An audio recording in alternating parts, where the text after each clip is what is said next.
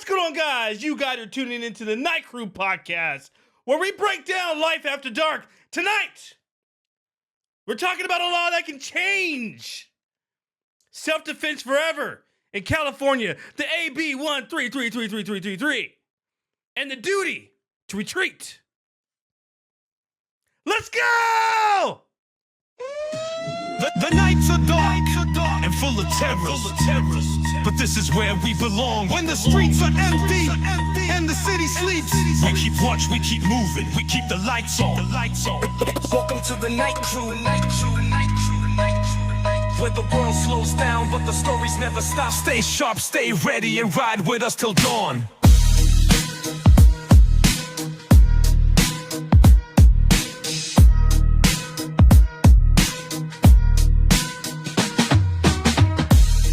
You guys remember when you guys used to go to the to the ice cream man, and he'd sell those rocket pops, and now when you look at them, they're a lot smaller. They used to be a lot bigger. Anyway, it tastes like me drinking one of those in a can, and it's got 200 milligrams of caffeine. And if you're having those little nightly slumps, or maybe those those day fades where you just can't seem to just get it, like that poor guard in front of the Verizon, then you guys need one. Oh, all right. So there's been a lot of talk. Okay, a lot of talk. Too much talky. And I believe there's a lot of information that's been misled. And I can be the one to say that I have misled some information, and maybe I was a little overly excited when I saw the recent law change. Not a law change, but it's a proposal for a law that I saw back February 25th is when they announced it. Now, it looks like from the assembly member, Rick Chavez Zubar, okay? We're going to find his address, and if you guys want to go have a conversation with him, all right? I'm just kidding. But he introduced AB 1333 to update the state's self-defense law.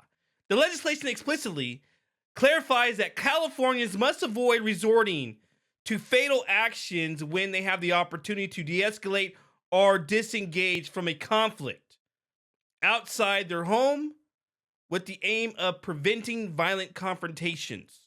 Now, a lot of you guys are asking, man, where did this law come from? Like, what? Like out of nowhere. Like, does California not have enough laws as it is? As it relates to gun laws and self-defense? It's almost like you can't even be a normal citizen, a tax-paying citizen in the state of California. They want you to be a damn criminal. The problem with California is that the reason why California is the way it is because they invite it. I mean, we just went over through Prop 36. When it just changed from Prop 47 on the theft laws, and why some people were stealing because the laws were so laxed. And now we have a new law that's in place where it's another law that's protecting criminals again. And you think about it, when is California gonna learn? Hello. So people were asking, hey, why did this get passed? How did this happen? If you guys remember, Kyle Rittenhouse back in 2021 in Kenosha, Wisconsin, was gunned down 3 individuals.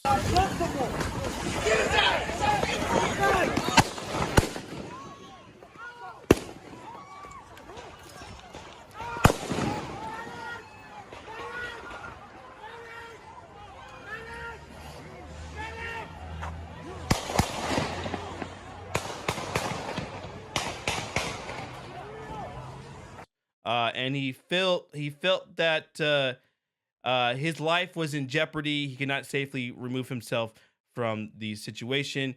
And if you guys know, the state of Wisconsin has stand your ground laws, where you don't have to move. Okay, and the kicker is this bill would not have existed if it wasn't for the Kyle Rittenhouse case. If it wasn't for the Kyle Rittenhouse case, where he was acquitted of all charges of murder, The jury find the defendant, Kyle H. Rittenhouse, not guilty. we would not be talking about AB 1333, duty to retreat today. I would not be bringing it up.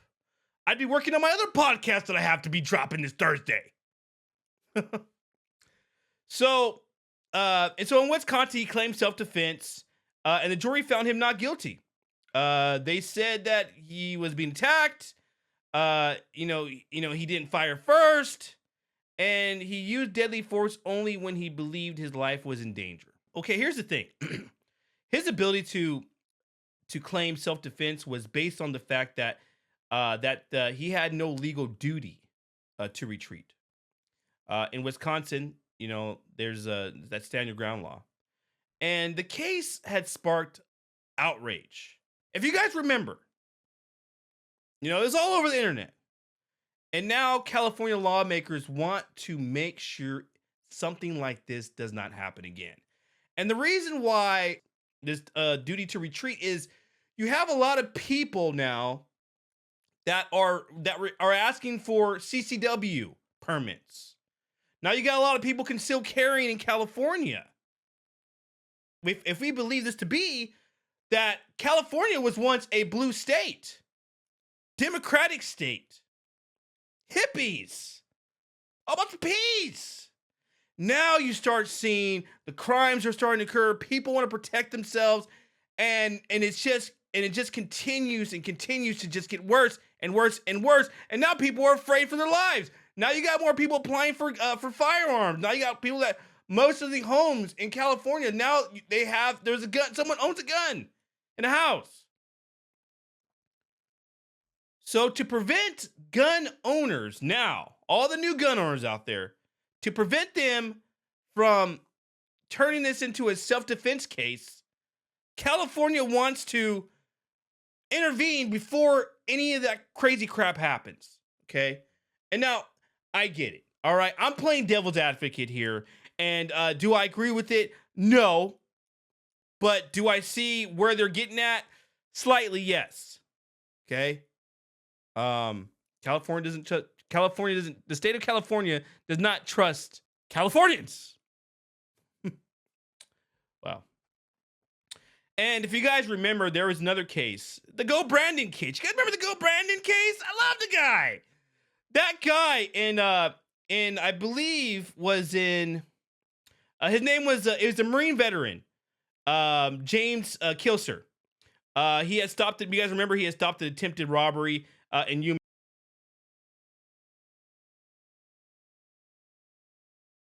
Arizona, and his actions could have led to some serious consequences instead of him being honored as a hero. And if you guys remember, this guy stopped the guys, he pinned them down, waited for law enforcement to show up. But had AB 1333 been in place, say he was in California and AB 1333 had been in place, he could have gotten himself in some serious trouble. Let's say, let's look at it as prosecutors would argue that he should have retreated. What could actually happen is that Kilcer immediately engaged the armed suspect, disarmed him, and held him under wait till law enforcement arrived. But under the AB 1333 Act, if that was to pass, could argue that instead of confronting the gunman, Kilcer could have just tried to escape. Every man for himself. I don't want to get too much into it because I'm a little fired up right now. But if this was a case, Kilcer would not be honored as the Let's Go Brandon guy. He would not be he would not be the face of Let's Go Brandon. He would be say no, Brandon. And what is duty to retreat? Okay, as has been mentioned, I've been saying AB 1333, but it's called the duty to retreat. Now, right now, if you were attacked in public, you have the right to defend yourself immediately. Okay, especially if you are in fear of your life. All right, and the AB 1333, the Duty to Retreat Act, would change that. If you're outside your home, you are legally required to retreat. If prosecutors think in one split second that you had a chance to run for your life, then you should have taken that chance and not tried to intervene and not tried to protect your home or your dwelling, wherever the hell you live at, or your business. And if you don't retreat and you use deadly force, you could be charged with a crime, even if you were fighting for your life. I mean, it sounds simple. If you run, you should. But what if you can't? This is the podcast title. What if I can't run? Let's say you're cornered. Let's say you're walking, you're home and someone blocks your pathway, all right? You can't enter and you're in an alleyway. And you have nowhere to run. And they pull out a knife and you obviously know what's going to happen next, right? I'm like, "Hey, give me your money," or whatever. And let's just say that you fought it off, okay? Prosecutors may question whether you actually had a way out. They're going to say, Mr. Eric, we know that you were backed into a corner, but the suspect was in front of you. Did you notice that his legs were about 3 feet open wide and you could have just ducked and ran under his legs? Did you not see that opening, Mr. Eric? What? Does that make any sense to you, Mr. Prosecutor? But I know it sounds far-fetched, but that is what they want you to do. Run under them legs and get out of here. If you're outnumbered, bus stop late at night, and a group of people surround you looking for trouble, one of them pushes you, one of them flashes a weapon at you, and you fight back because that running, you don't feel that running is an option.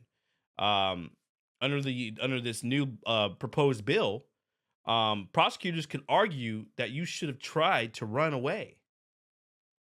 But you look at it like, how am I going to be able to run away when I'm outnumbered?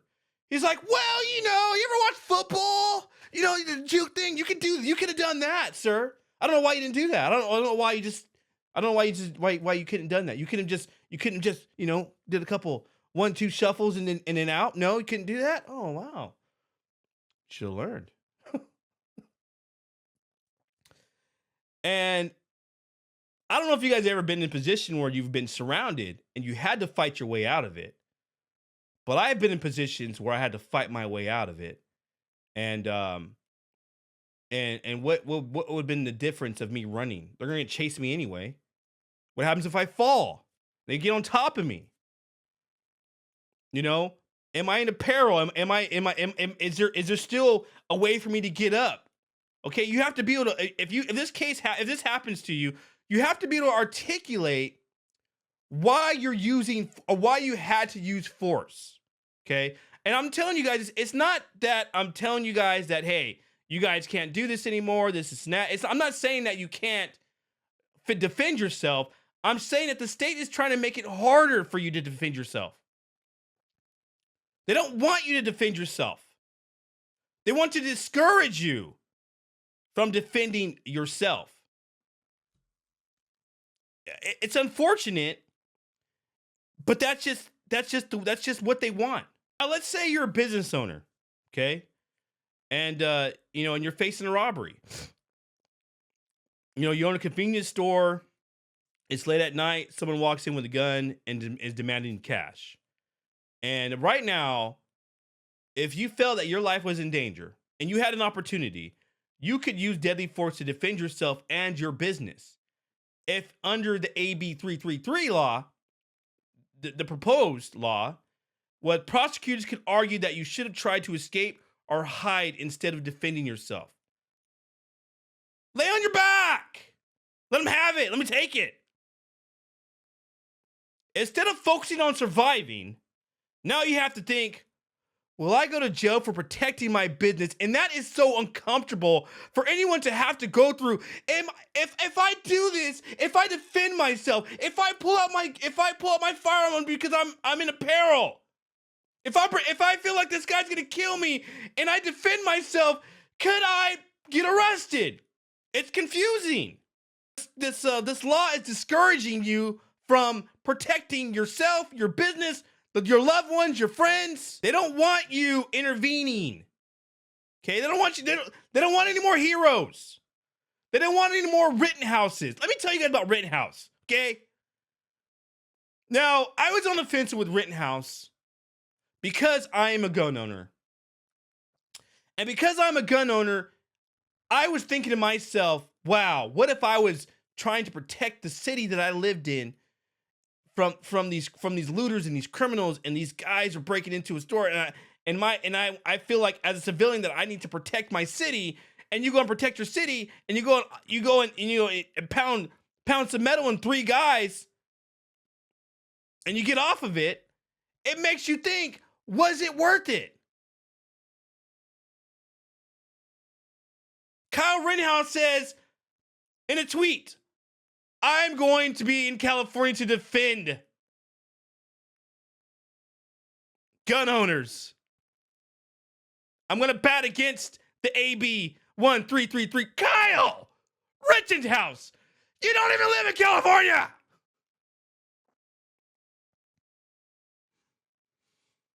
Kyle Rittenhouse, stay home. Go write a book with your 1.2 million followers or wherever. You don't need to come to California to defend to defend our gun rights and our rights to defend ourselves. Kyle Rittenhouse can written himself in Wisconsin. Travel, sign books, I don't know. But California does not need a Kyle Rittenhouse coming to California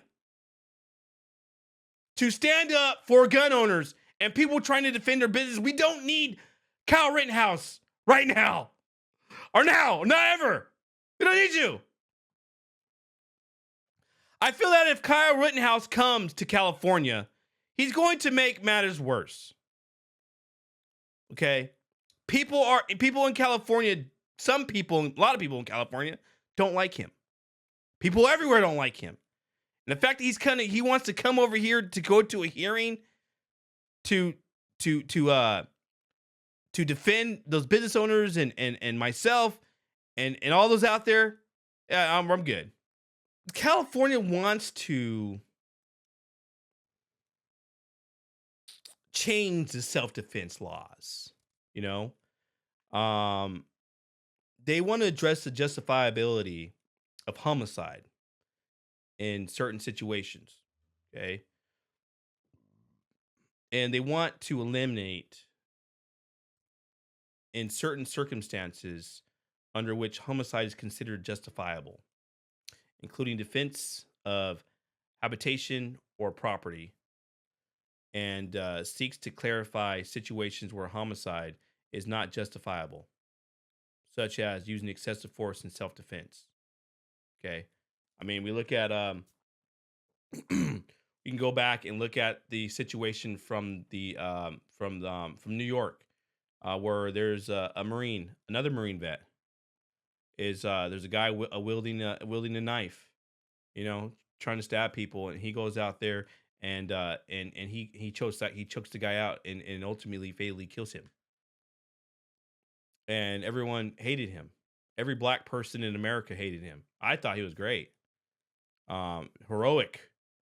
But what if he was to come and do that to California? What if he was going to choke some guy out because other people's lives were in peril, and he wanted to preserve life and prevent this guy from stabbing people, and he goes in, chokes the guy out, kills him? Had AB 1333 passed, he would be accountable for that. Let's say it was San Francisco. San Francisco would hang him. They would literally hang this poor guy.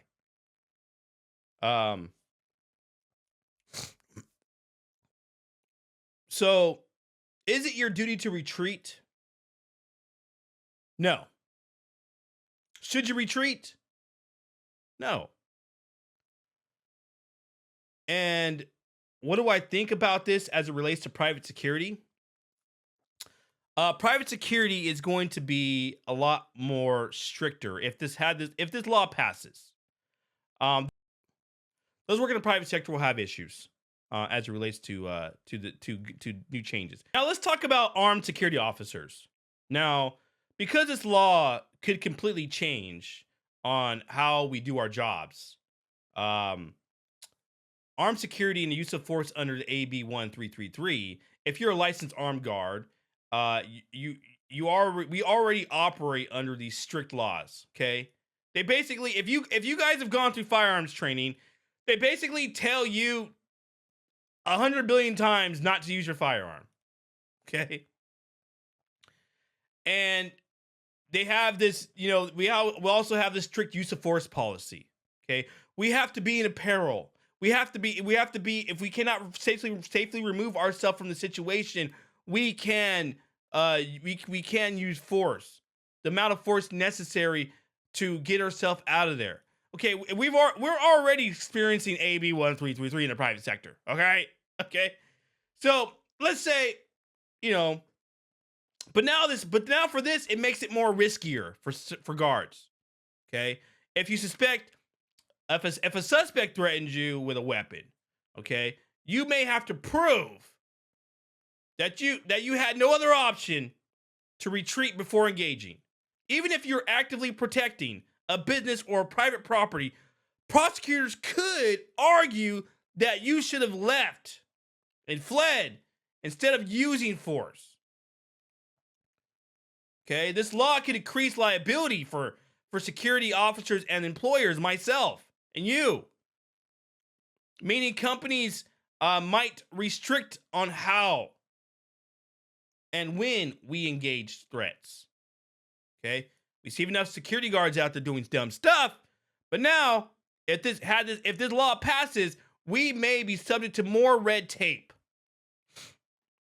So, example, let me give you guys a good example. All right, you got an armed guard that's working at a store. Okay, and let's say the armed guard is working at a liquor store because the liquor store is in the hood and has all kind of problems. So an armed robber comes in and pulls a gun on you. Okay, under the current law, if you believe your life is in danger, I'm sorry, but if you're doing this to me, my life is in danger. Okay, sometimes you can't talk your way out of things like this. And as an armed guard, you're the person that they're gonna look for, the first one. If you're an armed guard, you are the target. You are the original target. So, if under the AB 1333, they are expecting you to try to escape first.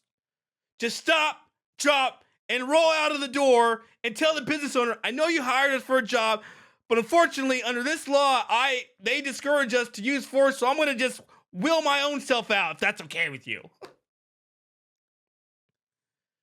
And let's say, let's say you fire back at them.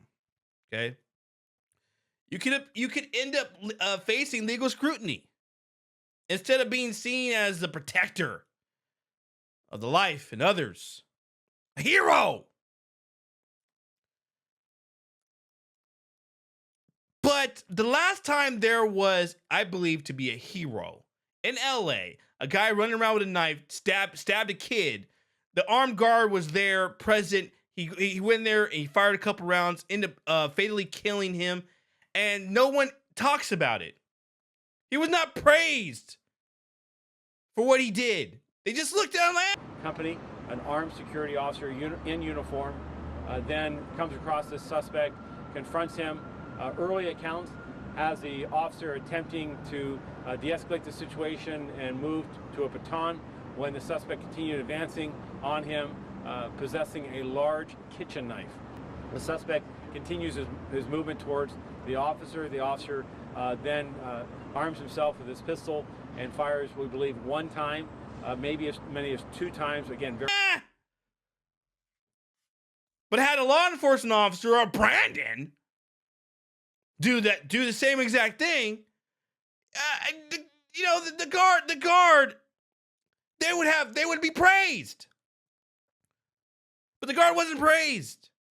And if you guys own a private security company, liability is going to definitely increase. And it's going to restrict guards. It's going to restrict when guards use firearms. It's going to require more de-escalation and retreat policies. God, retreat. It's going to tell the officers to avoid engaging unless absolutely necessary, possibly leading to a slower response time in a dangerous situation. Okay, and this law could turn security work into an even bigger legal risk. We're already considered a risk. Okay, but we're protecting lives means putting your own freedom on the line. Let me tell you guys this: protecting lives means putting your own freedom on the line.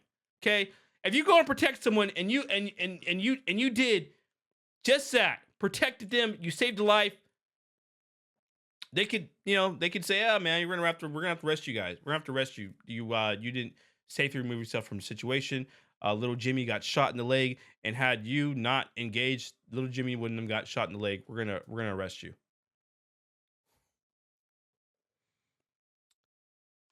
So the big question is, who does this law really protect? Let's go back to Kyle Rittenhouse again. Okay, he seems to be the focus on California and why they want to make this new change. Rittenhouse didn't run. Okay, he fought back, and the jury ruled he acted in self-defense. And California lawmakers hated it. So now they want to make sure that none of you guys get that same legal protection. The problem, criminals do not have the duty to retreat. They can attack you freely. You, on the other hand, have to stop and think,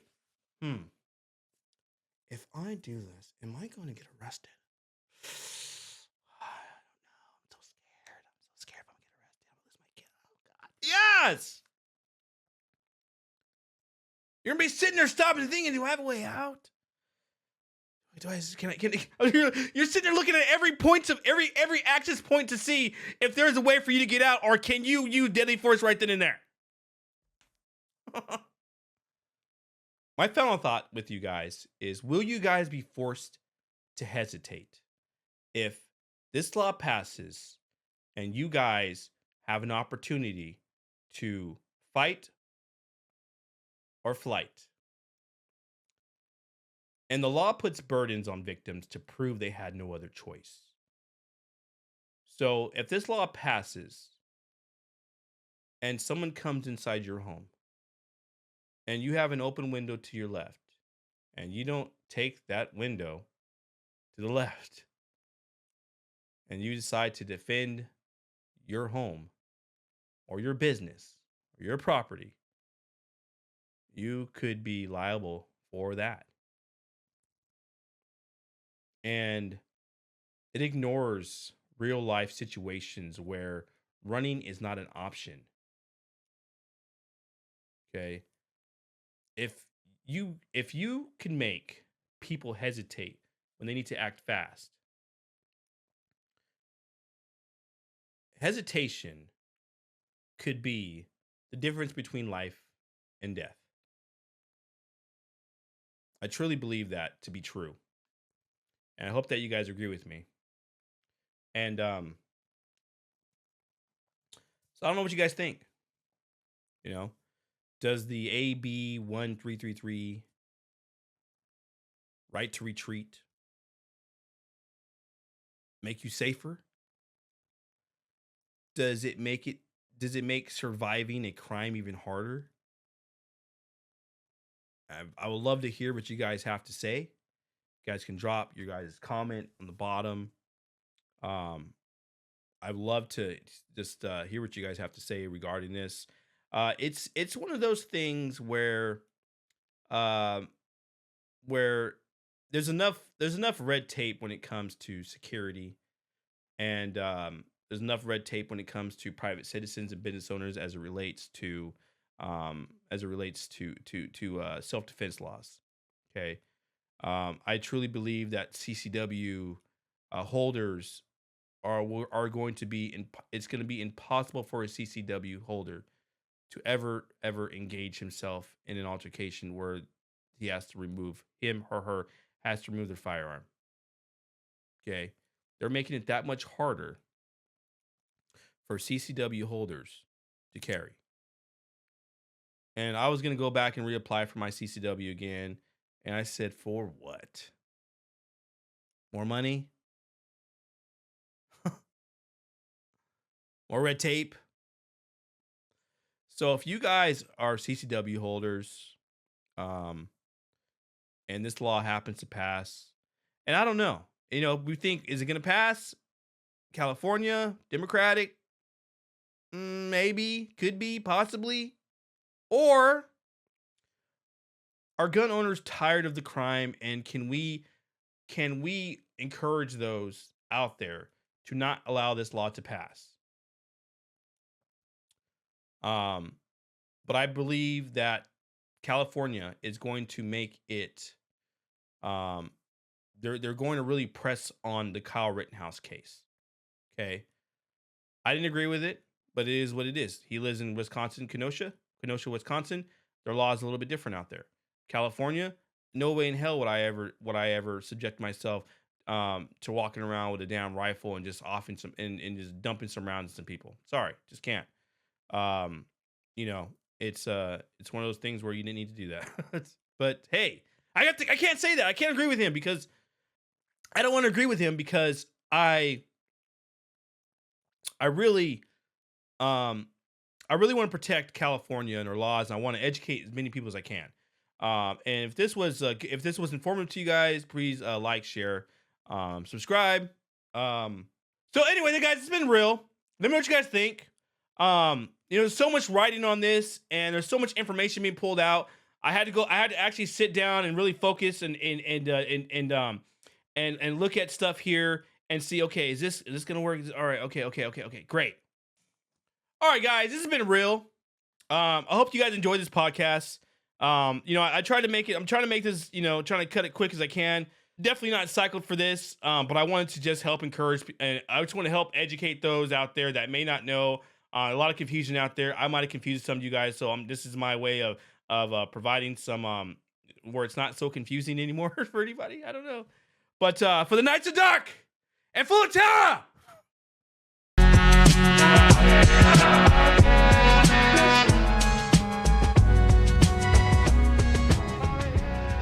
This has been the Night Crew. Stay sharp. Stay safe. I'll catch you on the next ship.